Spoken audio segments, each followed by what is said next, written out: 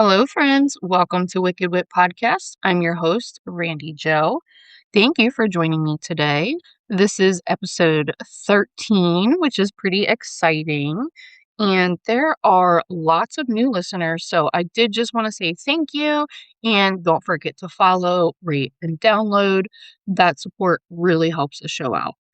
Also, after you listen and you feel like you want to reach out to me with any suggestions for a case, you can reach me at wickedwitpod@gmail.com. Also, don't forget to check out the Instagram for the podcast at wickedwitpod. On to today's case. So, sources that I use this week are winchestermysteryhouse.com, usghostadventures.com, housebeautiful.com, nps.gov, and atlasobscura.com. So this week, if you couldn't tell by the title, I am covering the Winchester Mystery House. And I'm going to start by giving you the backstory of Miss Sarah Lockwood Party. So Sarah was born in New Haven, Connecticut to a wealthy family in 1839. She had six siblings, and her father was a carpenter who constructed carriages. This really caused Sarah to be very interested in architecture. She liked to see the way things were built and kind of loved the artistic aspect of it all. She grew up privileged and educated, speaking five languages before the age of 12. No fucking way, not me. And she also excelled in math, literature, and science. Again, not me. I excelled in English and history, but math was not my thing. I did take French for 4 years, but I'm pretty sure I failed every single year. Sarah was also described as very petite, weighing around 95 pounds and standing at 4 foot 10 inches. Also, not me, but we're not going to get into my weight. Her beauty also earned Sarah the nickname Belle of New Haven. Again, I can't relate. She was known as a shy girl, and growing up, her family was very close with their neighbors, the Winchesters.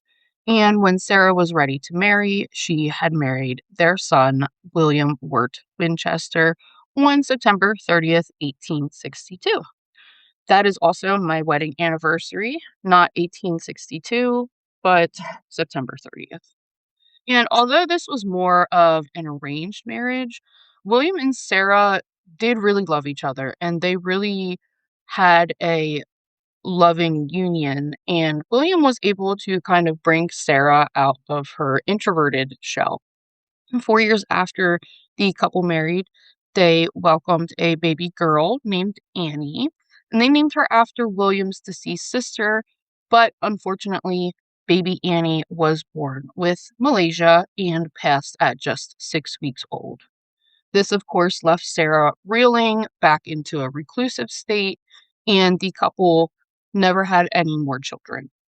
And over the next few years, William was working with his father Oliver to change the family business from clothing to what Winchester is known for today, and that is rifles. The business boomed. It really won the market and was known as the best in the rifle industry, causing the family to basically drown in money. But the Winchester family was hit with tragedy again in 1880 when the patriarch of the family, Oliver, had passed away. This obviously devastated William and Sarah. They were very close with William's father, and not long after the death of Oliver, just 3 months after he had passed, William then succumbed to tuberculosis. So this means that Sarah is now completely alone, but it also means that she is raking in the money from the Winchester fortune. She is now the heir to 50% of the entire Winchester company, and in 1881, it was estimated around $20 million. Today, that would be around 167 million, which is just, it blows my mind. I can't imagine, like, not that it fell into her lap, but kind of. She wasn't expecting all of this loss in her life, and then she is kind of thrown into this lifestyle, not a lifestyle, but because she was always, like, privileged, but that's just an insane amount of money. So, now that she's alone, Sarah had decided to look for guidance from the spiritual world and went to see a medium named Adam Coons located in New Haven.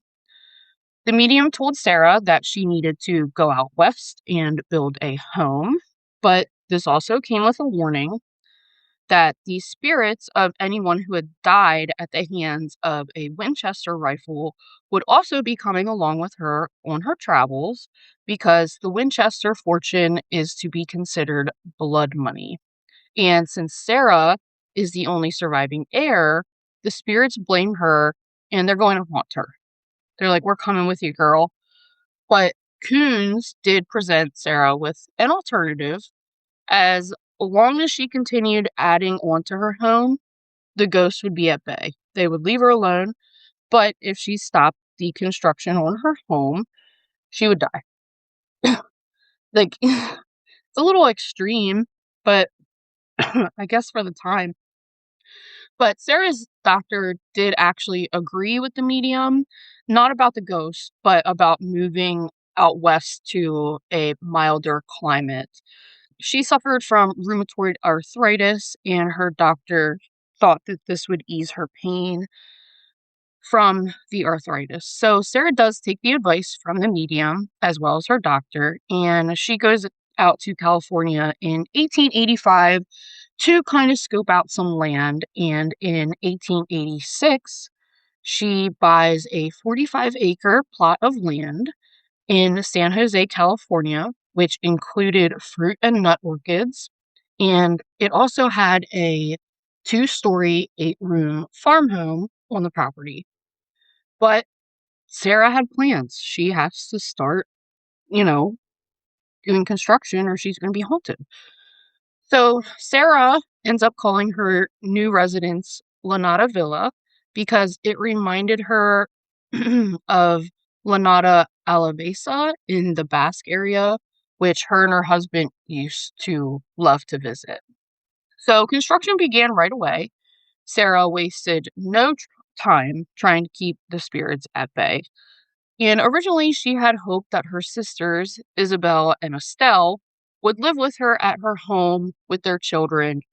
And after Sarah had built them accommodations, their own areas, the sisters had changed their mind and ended up living in their own homes to kind of be closer to everything. San Jose wasn't really built up at this time. So they just kind of wanted to be more around the hustle and bustle. And about 2 years later, her niece, who goes by Daisy, had decided to move in with her for about 15 years until Daisy got married. Sarah had builders at her home every single day, 365 days a year, 24 hours a day. And it's reported that at first she did hire two architects, but ultimately dismissed them and took on the project of renovations herself. She meticulously planned the changes to the home, room by room, and supervised the entire expansions herself. She would take advice from the carpenters that she had hired, and this was very uncommon for a woman to do at the time. But with Sarah's upbringing, her father being a carpenter and her kind of growing up in that atmosphere, she really thrived. So she did take a lot of her inspiration from the World's Fair, which was very popular at the time as well. And it was pretty common for Sarah to abandon or reconstruct projects in the home that didn't meet her expectations. Some reports say that a 7-story tower was built and then rebuilt 16 times because she wasn't satisfied with the end result. Side note, this just reminds me of Bronson. He suffers from OCD, and the littlest things can throw him off. Like, it's just insane, but I can definitely picture him doing this. So, because of her habit to abandon construction, there were walled off windows and doors and staircases that led to nowhere. The home also included secret passageways, hidden rooms, and trap doors. Her building team was made up of 16 men who all worked on different projects. And the men would meet with Sarah every morning to go over the plans for the day. And rumor has it that Sarah would spend nights in her seance room asking the spirits for approval on the renovations she had planned before meeting with the construction crew the following day. That's just hearsay, but you never know. And at this point, Sarah had a crew of 18 gardeners and 18 servants, and she really cared about the help that she had hired and paid them a very good livable wage for the time. She even went as far as buying homes for her employees' families so they wouldn't have to be far from their loved ones while working on the home. That is not heard of today. And it's really sweet of her. Like, she really cared about the people that, she let into her life because, again, she is very reclusive. So she definitely took care of those around her. And before gas and electric were common in homes at the time, except for the super rich, of course, the home actually had its own gas and manufacturing plant, as well as its own water tower. I just can't. It's not even 1900 yet, and it's just insane. So there were also multiple levels that were added to the home, up to 5, and the design of the home was described mainly as Victorian with Gothic and Romanesque elements. The home's design is immaculate. So here are some breakdown kind of facts of the things that the home had. So as of today, the home has 160 rooms and 24,000 square feet. And I say 160 rooms, but there could be rooms that have not been discovered yet. So we really don't know. There are 2,000 doors on the home, some leading to nowhere. There is one outside on an upper floor with no balcony. Like, you open up the door and it's just like you're up, like, I think it's like 1 or 2 stories, and there's no balcony. If you keep going, you're gonna fall. There are 52 skylights. There are 10,000 windows in the home, some of which are interior facing and some believed to be Tiffany and Co. And some designs also include spider webbing, which looks really cool, but it was common for the aesthetic of the time.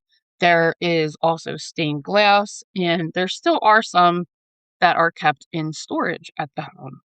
So, like I said, 52 skylights, 47 fireplaces, 17 chimneys, 47 staircases, and some that lead to nowhere, and one that just leads up to the ceiling. There are 40 bedrooms in this home. There's also 2 ballrooms, one that was completed and one that was left unfinished. There are 13 bathrooms, 6 kitchens, 3 elevators, and 2 basements.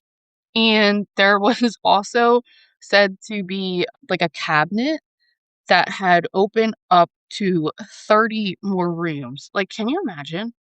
My my home, we have 4 bedrooms, 1 bathroom, a living room, a dining room, a kitchen, and that's it, and a basement. But like, what the fuck? Just you open up a cabinet and it's 30 more rooms. It's insane. The home also included winding hallways, and she had brass plates installed on the staircases, making it easier for staff to clean because dust wouldn't collect, like, in the corners of the brass, which is pretty cool. And she also had laundry facilities with both hot and cold water, making it much easier on the staff as well. There are hand-carved wood on the ceilings and the floors of the ballrooms. There are silver and gold chandeliers from Germany. One thing I thought was really cool was one of the fireplaces in the ballroom that was finished had two stained glass windows on either side with Shakespeare quotes etched in them. And one says, quote, "Wide unclasp the tables of their thoughts," end quote. And the other says, quote, "These same thoughts people this little world," end quote. And these stained glass windows, they were originally believed to be Tiffany and Company, but it was later debunked and was attributed to the Pacific American Decorative Company. Bedrooms on the second floor each had a sitting room and a sewing room attached. There was art glass from Austria, furnishings from Asia, paintings from France. The home also included something that's called an annunciator, which is like an early intercom system, and that was used for calling servants. This I thought was really cool too. So there is an indoor garden, but it actually has slanted floors that would carry excess water to trap doors, which then had pipes to carry the water to the garden outdoors. I thought that was pretty cool, pretty innovative for the time. And one room featured a skylight on the floor. So that's a little bit about the home. Now let's kind of get into some of the history of, just stick with me, okay? So people believe that Sarah had made the mansion a maze in order to confuse the spirits. Makes sense. But it is also believed by some people that Sarah made the home as some sort of a puzzle or encryption because she was very intrigued by the English philosopher Francis Bacon. And this led people to believe that the symbolism in the home was kind of pointing Sarah to be in the Freemason community. Now, unfortunately, in 1906, the Great San Francisco earthquake had destroyed a very good portion of the mansion.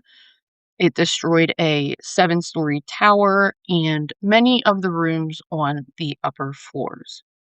Sarah was at the mansion during the earthquake, and she was in the Daisy room, and she named this after the stained glass windows it had daisies all over it. And she was luckily unharmed, but the contractors had to dig through the rubble to reach the room to get her out. And all of the rooms that were destroyed are still there today, still destroyed. They are just blocked off from the public. And of course, Sarah was devastated by the damage caused by the earthquake. And a few years after the devastation, she had bought a home in Atherton to be closer to her sister, Isabel, and her niece, Daisy. And at this point, her health is declining, and she slowed down construction of the mansion. She never stopped, but she did kind of have periods of slowing down. So, yes, construction ran nonstop from 1886 until Sarah's death on September 5th, 1922. And she did pass at the mansion. When word got around the mansion that Sarah had passed, construction had come to an immediate halt. And some people reported that half hammered nails were in the walls. The contractors were like, "Oh God, we're done. We are finally done with this house." So Sarah had left everything in the home to Daisy, as well as $3,000 and an income from the trust of $200,000 for the rest of her life. She did not will the home to anyone, though, leaving the family with no choice but to sell it. And on December 16th, 1922, it was bought by a real estate developer who then divided up the land to sell off. And a man named by the name of John Brown showed interest in buying the plot that included the mansion. So Brown signed a 10-year lease in May of 1923 with the option of purchasing the mansion at the end of the lease. So Brown, he had a vision of building an amusement park inside the mansion, which never came to life due to restrictions from the town and kind of like a public outrage of wanting to preserve and also see the home. So this made John Brown rethink his business venture, and he and his wife, Mamie, decided to open the home up for tours, claiming that the house is haunted. So the land surrounding the home became Winchester Park, which was a perfect area for picnics and to see the grounds, the gardens. And John's wife, Mamie Brown, became the first tour guide for the home. And people had really come out of the woodwork to see the inside and kind of see what was going on because this home was popular. I mean, it was massive. Sarah was a recluse. She didn't really like go out and about.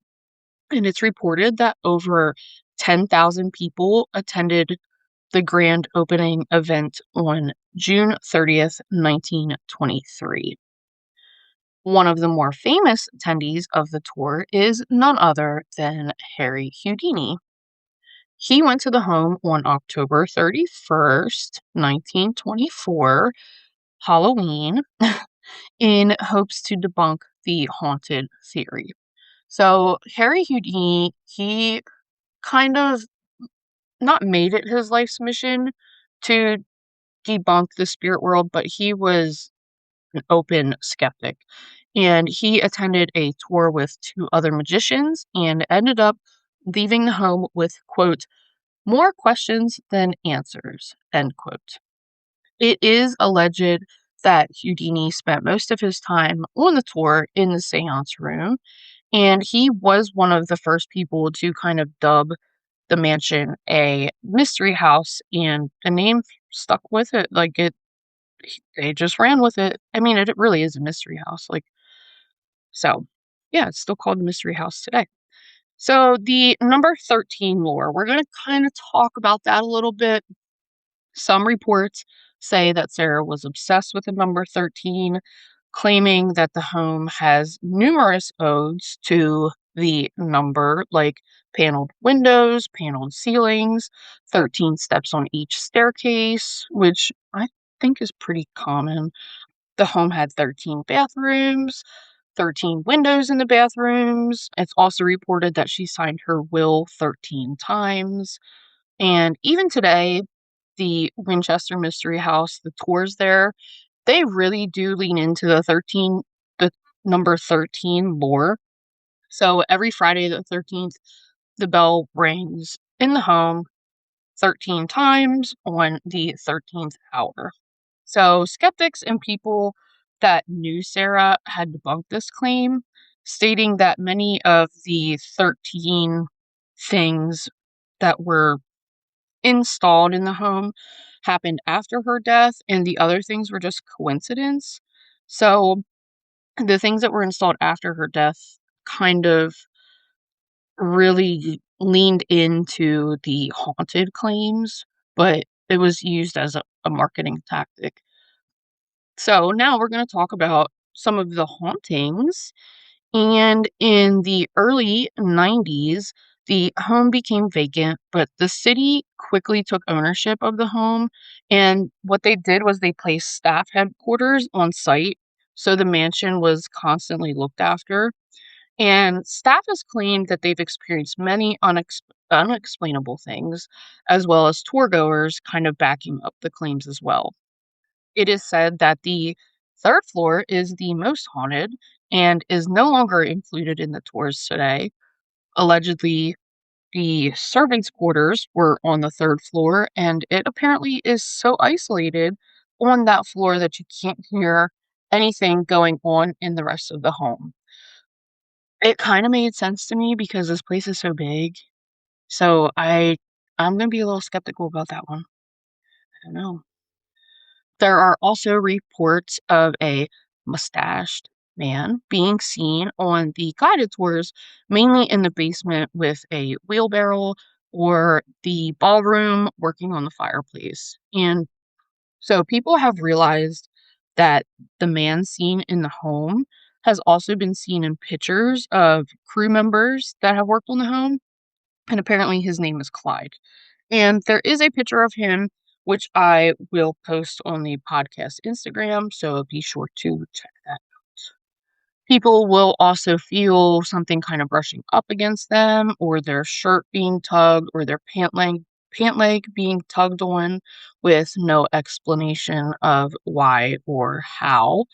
And according to WinchesterMysteryHouse.com, a longtime maintenance worker named Denny reports that one morning, after entering the water tower, he heard the patter of footsteps above.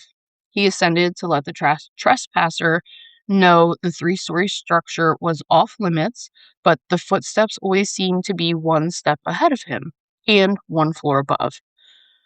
And he went up, he searched on the roof, but he couldn't find anybody. And the last thing is that shadow figures have been reportedly seen in corners of hallways and appear in windows, which there is also a picture that I will include on the Instagram post.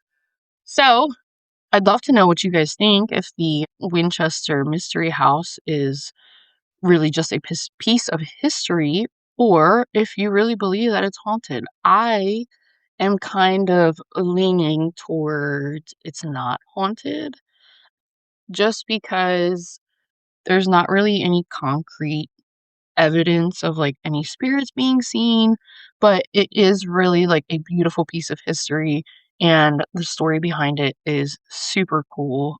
Whether it's true or not, I mean, it makes sense. It's like definitely feasible that the heir to the Winchester Rifle Company is being haunted by the spirits. I mean, I don't know, it's cool. So yeah, definitely let me know what you think. And that is the story of the Winchester Mystery House. All right, guys. Well, I will talk to you next week. Bye.